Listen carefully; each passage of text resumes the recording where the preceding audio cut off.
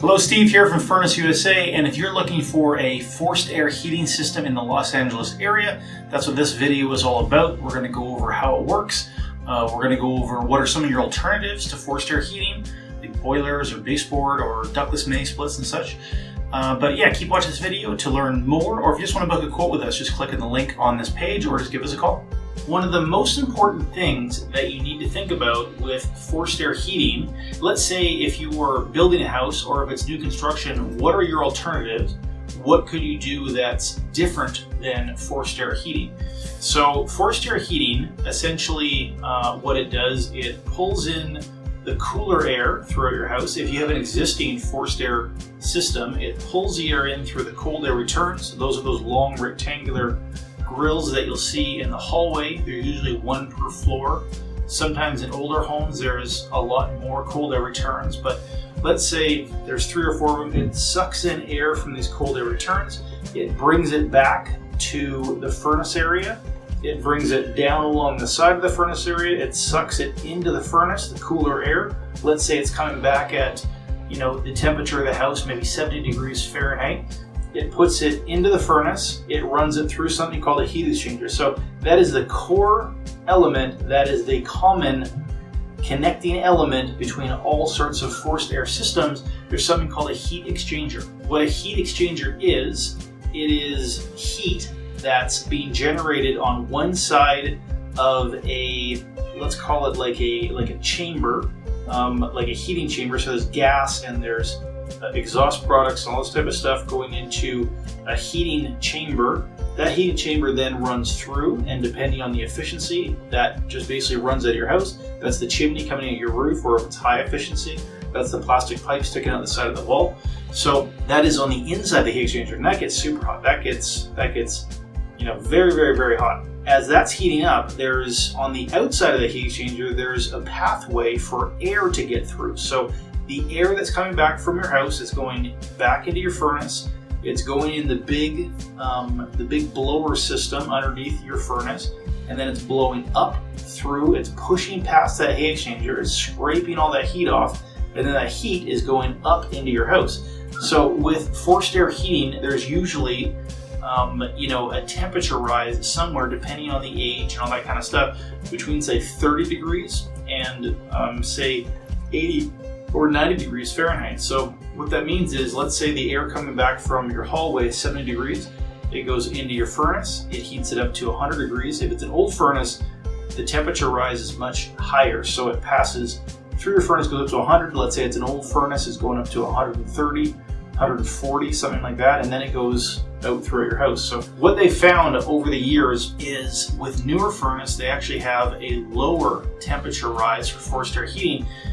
And the benefit that does, the problem if the older systems, if the temperature rise is too high, it will essentially, the heat will just rise. It'll go to the top of the room. It'll make its way through the insulation and you've lost it. By more slowly heating the house, so newer, more modern furnaces have a lower temperature rise. It slowly or more slowly brings everything up to temperature. There's less of a chance for the heat to dissipate and disappear. It spreads more evenly throughout the house. So that's where in older furnaces, older forced air heating systems, there is a higher temperature rise. On newer forced air heating systems, there's a lower temperature rise. So what are the alternatives that you have to forced air heating? So one of the most common alternatives to forced air heating is something called boilers. So briefly, what boilers are, a similar concept to forced air heating. It's taking the cooler parts of the house, but it's absorbing that cooler temperature in the form of water. So a lot of times it goes through like a baseboard, goes out to a different part of the house, it goes out or underneath the floor, it absorbs the cooler temperatures, it brings that temperature back to the boiler, just like a forced air system. It heats that water back up, it puts it back into a pipe. So that's a boiler system. So pluses of boiler systems as compared to forced air heating is that it will heat your house more evenly. It will do it very quietly, but you can never have the benefits of what forced air heating can give you. So the benefits of forced air heating is that you can connect, you can connect a air conditioning system to it, or you can connect a heat pump system to it, or you can do other sorts of things with forced air heating that you can't do with other types of systems. So Another option is something called a ductless mini splits, ductless heating. As opposed to forced air heating. Ductless heating is just an individual little heater that sits up on the wall behind, or it's put on the wall inside different bedrooms and different rooms throughout the house, and it provides heat to that individual room. It is forced air in a sense because there is a heat exchanger. It's usually not gas. They're usually heat pumps. They're usually electric, and they're just for much smaller areas. So forced air heating generally, as an overall rule, it generally refers to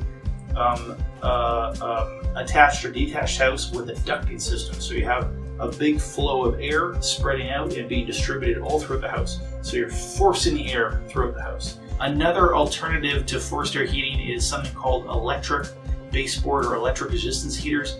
They are your absolute worst option just because they'll cost you triple in terms of utilities. So they're not a fantastic option. Another common thing that people ask us is what is the sequence of operations? What's going on with the forced air system? So as I mentioned, the cold air is coming in. So the first thing that happens, you turn your thermostat up. So as soon as you turn your thermostat up, or as soon as there's a call for heat your thermostat, poof, the gas comes on inside your forced air system. It's going into the heat exchanger that we talked about before, and then that starts to heat up, tick, tick, tick, tick, tick, tick, tick. On the old school ones, it had a temperature probe, and once it got to a certain temperature, then boom, then the fan will kick on. So the temperature and the fan are related to each other. With more modern furnaces, it's more just on a timer, 60 seconds, 90 seconds, stuff like that. So that's your basics of forced air heating. Negatives and positives, pluses and minuses. I would say forced air heating, just because, especially the pricing and the cost, a lot of times is going to be the best bang for your buck. A forced air furnace, is relatively inexpensive compared to a whole house full of ductless heating systems. It's way less expensive than electric baseboard heating in terms of operation. It's way less expensive to install as compared to hydronic heating or boilers. So what it really comes down to, it's more cost effective. There's some drawbacks, there's some negatives.